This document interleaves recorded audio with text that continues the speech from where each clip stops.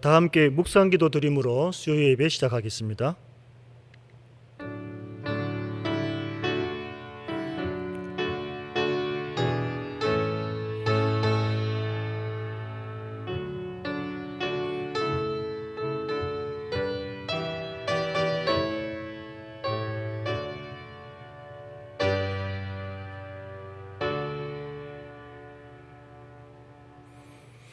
찬송가 23장을 다 함께 보시겠습니다.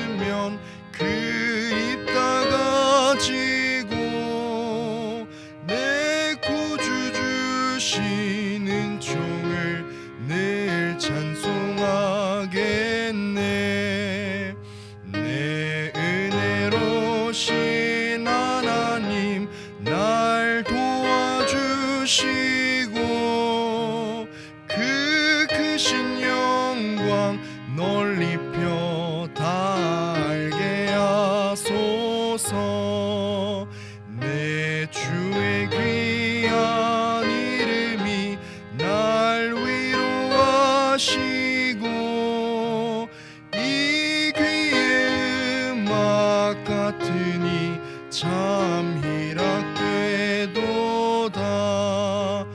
내 죄의 권세 깨뜨려 그 결박 푸시고 이 추한 마음을 비로소 고청케 하셨네.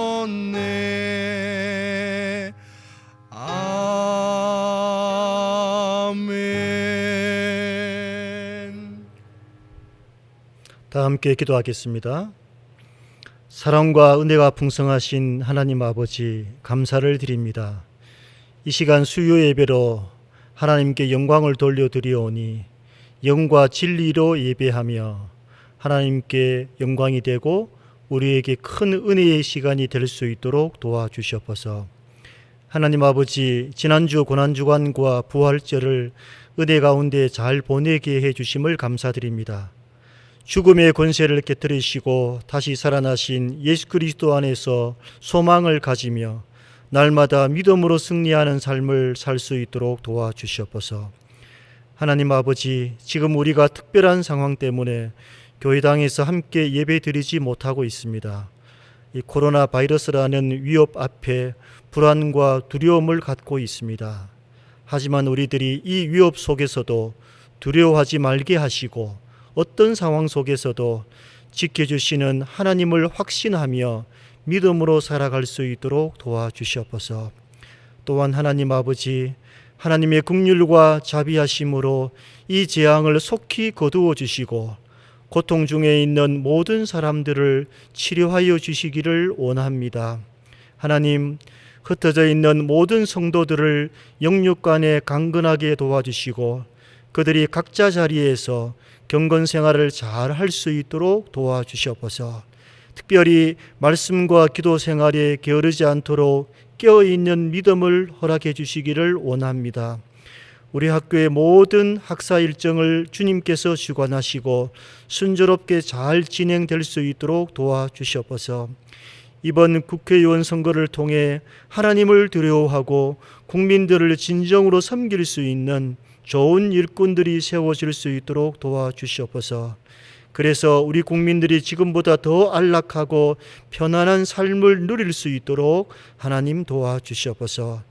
이 시간 이제 하나님 말씀을 살피고자 합니다. 두렵고 떨리는 마음으로 말씀을 받게 하시고 말씀을 통해 하나님이 원하시는 뜻이 무엇인지 깨달을 수 있도록 도와주시옵소서. 이 모든 간구를 예수 그리스도의 이름으로 기도드립니다. 아멘.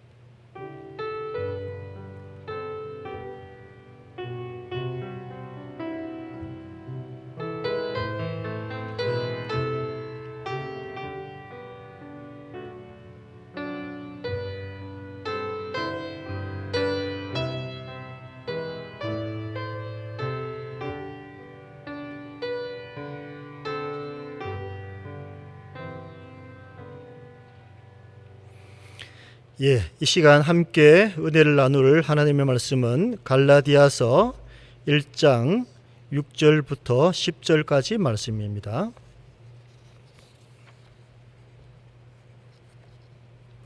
예수 그리스도의 은혜로 너희를 부르신 이를 이같이 속히 떠나 다른 복음을 따르는 것을 내가 이상하게 여기노라.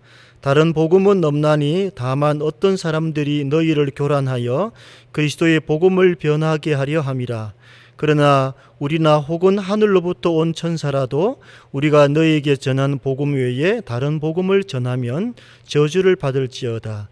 우리가 전에 말하였거니와 내가 지금 다시 말하노니 만일 누구든지 너희가 받은 것 외에 다른 복음을 전하면 저주를 받을지어다. 이제 내가 사람들에게 좋게 하랴 하나님께 좋게 하랴 사람들에게 기쁨을 구하랴 내가 지금까지 사람들의 기쁨을 구하였다면 그리스도의 종이 아니니라. 아멘. 우리 시간 영상으로 하나님께 예배를 드리게 되었습니다. 오늘 본문 말씀을 통해서 다른 복음은 없다라는 제목으로 말씀을 상고하고자 합니다. 갈라디아서는 바울이 갈라디아 지방에 살고 있는 그리스도인들에게 보낸 편지입니다. 갈라디아 지방은 사도 바울이 1차, 2차 전도 여행 때 전도했던 곳인데 바울이 목숨을 걸고 복음을 전한 아주 중요한 지역입니다. 그런데 이 지역에 큰 문제가 하나 생겼습니다. 6절에 보면 수상한 사람들이 나타나서 바울이 전한 복음 외에 이른바 다른 복음을 전하고 있다는 소식이었습니다. 진리의 말씀이 공격을 받고 있다는 점에서 대단히 심각한 문제가 교회 안에 발생한 것입니다. 그래서 바울이 아주 긴급하게 붓을 들었습니다. 빨리 서둘러서 초기에 진화하지 않으면 걷잡을 수 없었을 것 같았기 때문입니다. 바울이 갈라디아서를 기록한 목적이 바로 이것입니다. 갈라디아에 다른 복음을 전하는 자들을 대적하고 그리스도의 복음을 지키기 위해서 바울이 편지를 쓴 것입니다. 그러면 6절에서 말하는 다른 복음이란 도대체 무엇을 말하는 것일까요? 다른 복음이라는 것은 기독교의 껍질을 쓰고 있는 유대교의 가르침을 말하는 것입니다. 이 다른 복음이라는 용어도 유대교적 기독교를 전하는 자들이 바울의 복음과 혼동시키기 위해서 사용했던 것으로 보여집니다. 이들은 바울이 전한 복음 외에 또 예루살렘 사도들의 복음이 있을 수 있다고 생각했습니다. 그러나 바울은 분명히 밝힙니다. 바울의 복음이 따로 있거나 예루살렘 사도들의 복음이 따로 있는 것이 아니라 오직 복음은 하나며 그것은 바로 예수 그리스도의 계시로 말미암은 것이라고 선포하고 있습니다.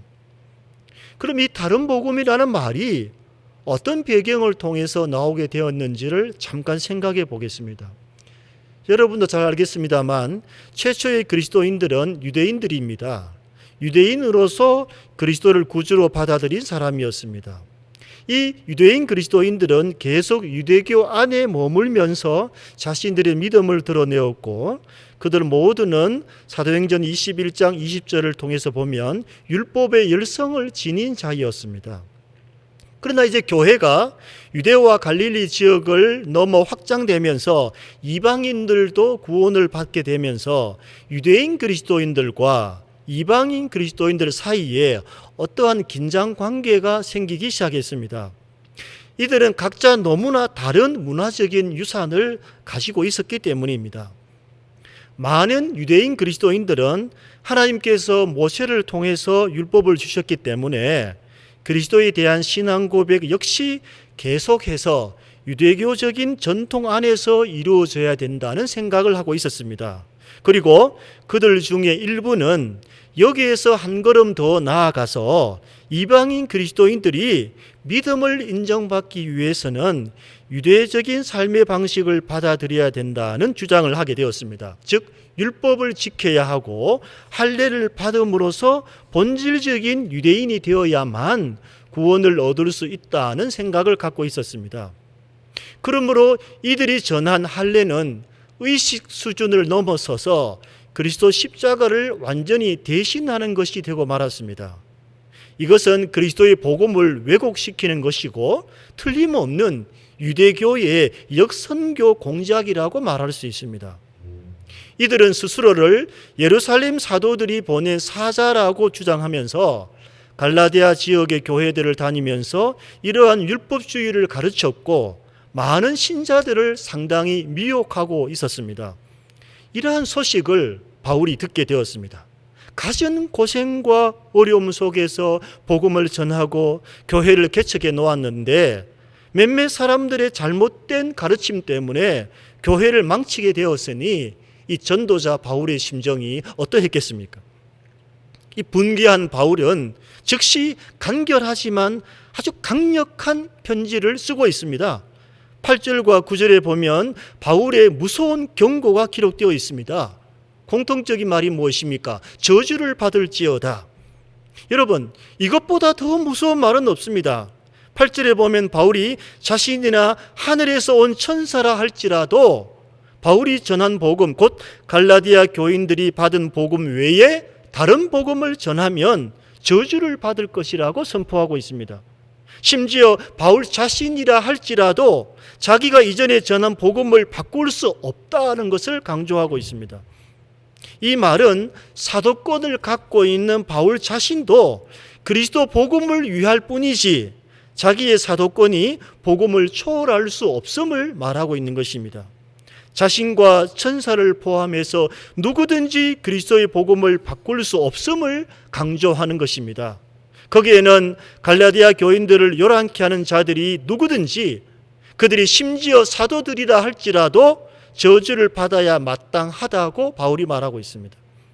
그들이 저주를 받아야 한다는 것은 그리스도의 복음을 변하게 하는 것은 곧 사울에게 사도직을 부여하신 하나님의 권위에 도전하는 것과 같기 때문입니다. 여러분, 이것은 하나님의 은혜를 폐하는 것입니다. 그리스도의 죽음을, 십자가를 헛되게 만드는 것입니다. 바울은 다른 복음을 전하는 자들이 복음을 믿으면서도 율법의 행위가 필요하다고 생각한 것에 대해서 이 절대 믿음과 율법의 행위는 병립될 수 없음을 주장하는 것입니다.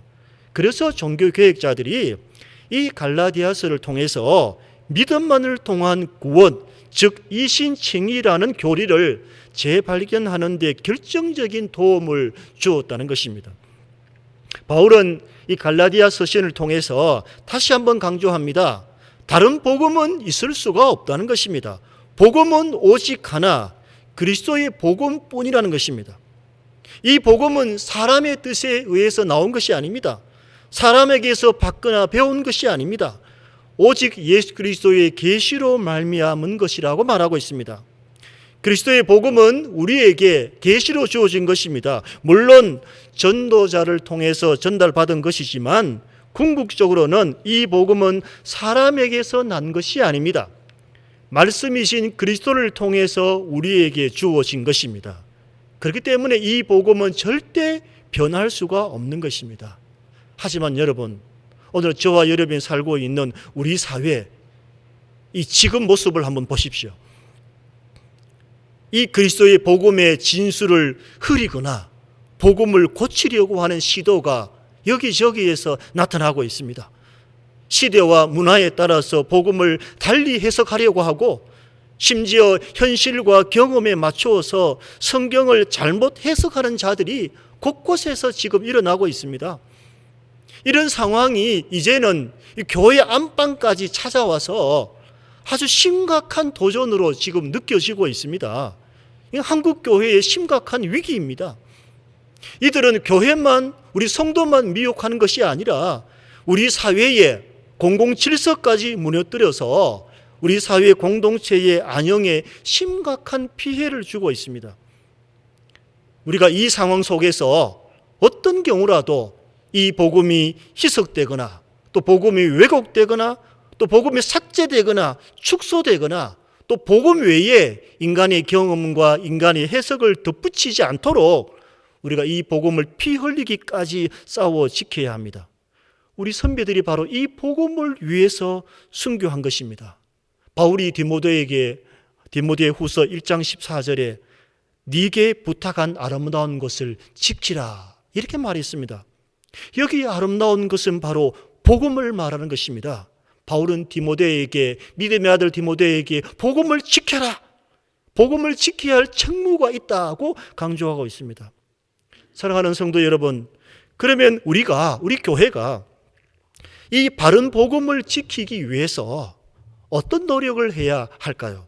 한번 몇 가지를 정리해 보았습니다. 하나하나 마음에 함께 새겼으면 좋겠습니다. 첫 번째는 우리 교회가 강단에서 바른 복음, 즉 그리스도의 십자가와 부활을 선포해야 합니다.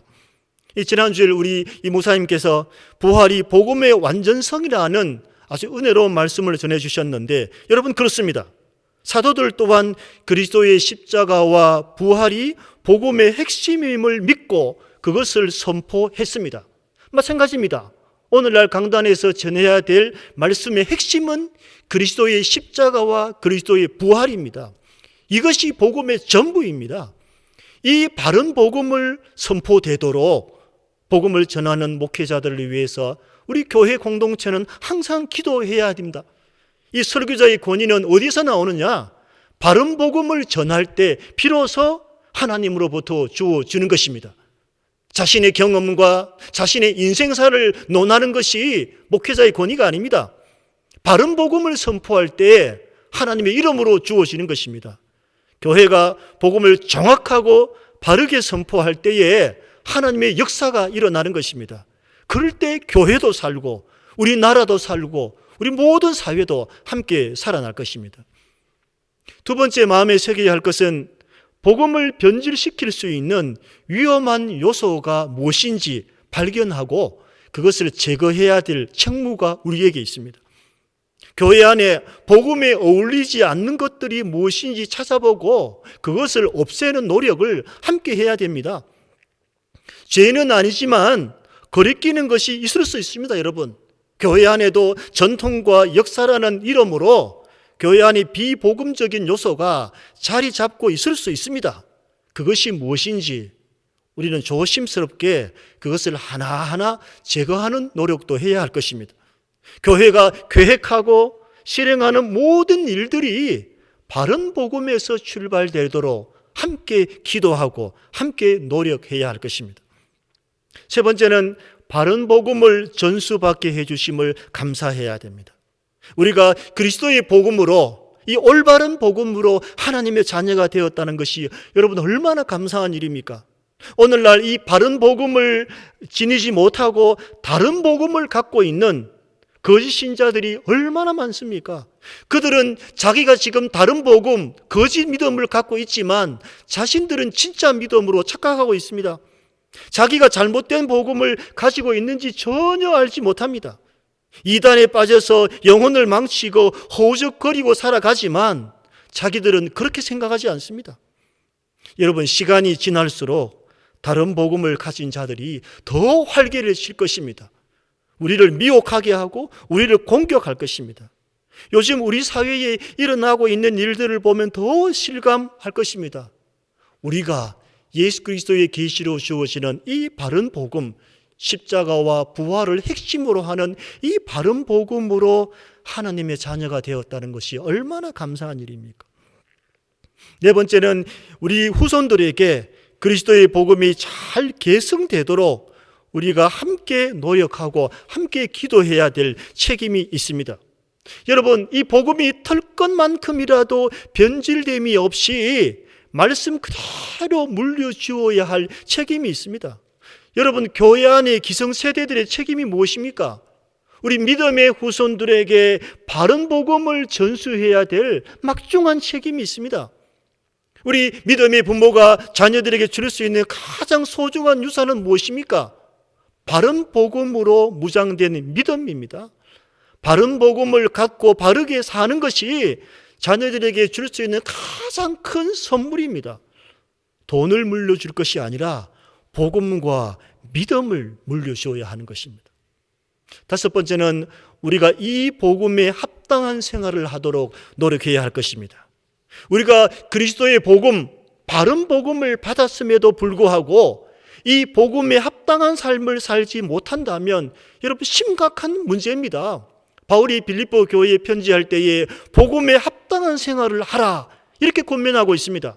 너희는 복음에 어울리는, 복음에 맞는 그런 믿음의 삶을 살아라 라는 말씀입니다. 우리가 그리스도의 복음에 합당한 삶을 살도록 기도하고 애를 써야 하는 것입니다. 우리가 바른 복음으로 생활하는 그것이 바로 바른 복음을 선포하는 길이 될 것입니다. 사랑하는 성도 여러분, 우리 교회가 많은 사람들에게 욕을 먹는 이유가 무엇입니까? 복음의 문제가 있어서가 아닙니다, 여러분. 교회가, 신자가 바른 복음을 받았음에도 불구하고 인간의 욕심으로 이 복음대로 살지 못했기 때문에 그들에게 비난을 받는 것이고, 그 사람들을 통해서 교회를 심판하고 교회를 징계하는 것이라고 우리는 생각할 수 있을 것입니다. 이제 저와 여러분이 속해 있는 우리 대학교의 공동체가 이 어려운 시대에, 이 혼탁한 시대에 정말 진리의 바른 복음으로 무장하여 믿음의 선한 싸움을 싸우는 그리스도의 좋은 군사가 되어야 할 것입니다. 우리 각자가, 우리 교회가 혹 바른 말씀에서 벗어난 부분이 있다면 그것이 무엇인지 바로 잡고 다시 온전한 말씀 위에 서도록 해야 할 것입니다. 주의 약속하신 말씀 위에 굳게 서는 우리 공동체가 될 수 있도록 우리가 함께 노력해야 할 것입니다. 바울은 오늘 갈라디아 말씀을 통해서 우리에게 분명히 밝히고 있습니다. 다른 복음은 없다. 또한 다른 복음을 전하는 자들은 하나님께 저주를 받을 것이라는 아주 무섭고도 강력한 메시지를 주었습니다. 우리가 이 바른 말씀 위에 굳게 서서 우리 교회를, 우리 캠퍼스를 더욱더 아름답게 세워갈 수 있는 우리 모든 성도들이 될 수 있기를 예수 그리스도의 이름으로 축원합니다. 아멘. 하나님 아버지 감사를 드립니다. 이 시간 바른 복음의 중요성을 살피는 귀한 시간이 되었습니다. 하나님 아버지, 우리에게 바른 복음으로 또 믿음의 유산을 물려주시고 이 복음을 통하여 하나님의 자녀로 삼아주신 것 너무 감사합니다. 하나님, 지금 이 혼탁한 시대에 살고 있습니다.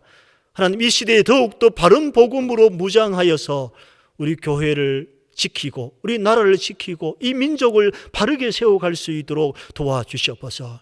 주의 약속하신 말씀 위에 굳게 서는 우리 교회가 될 수 있도록 도와주시옵소서.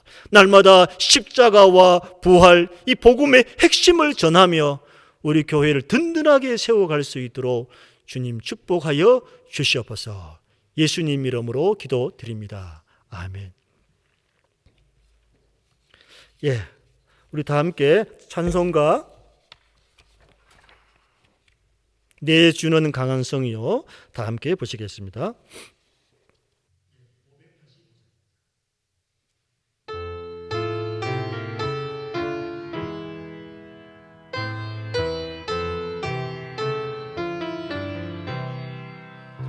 내주는 강한 성이요 방패와 병기 되시니 큰 환난에서 우리를 구하여 내시리로다.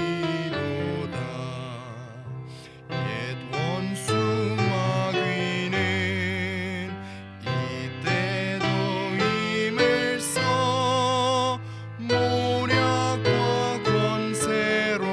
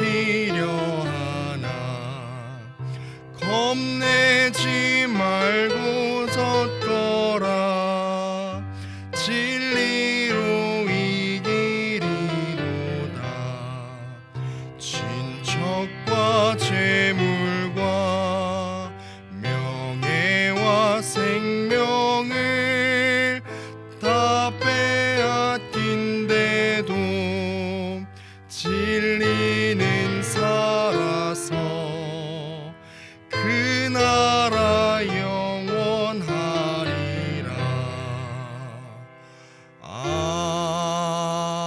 아멘.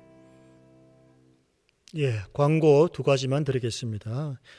예배당에서 주일 예배와 수요 기도회를 드릴 때까지 영상으로 예배를 드리게 됩니다. 반드시 영상으로 예배에 참여해서 하나님께 영광 돌릴 수 있는 모든 성도들이 될 수 있기를 바랍니다.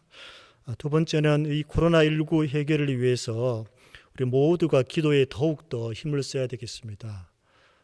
또한 우리 모든 성도들이 말씀과 기도에 깨어 있어서 경건 생활에 게으르지 않도록 함께 노력해 주시기를 바랍니다. 우리 다 함께 주님 가르쳐주신 기도로 수요 예배 마치겠습니다. 하늘에 계신 우리 아버지여, 이름이 거룩히 여김을 받으시오며 나라가 임하시오며 뜻이 하늘에서 이루어진 것 같이 땅에서도 이루어지이다. 오늘 우리에게 일용할 양식을 주시옵고 우리가 우리에게 죄 지은 자를 사하여 준 것 같이 우리 죄를 사하여 주시옵고 우리를 시험에 들게 하지 마시옵고 다만 악에서 구하시옵소서. 나라와 권세와 영광이 아버지께 영원히 있사옵나이다. 아멘.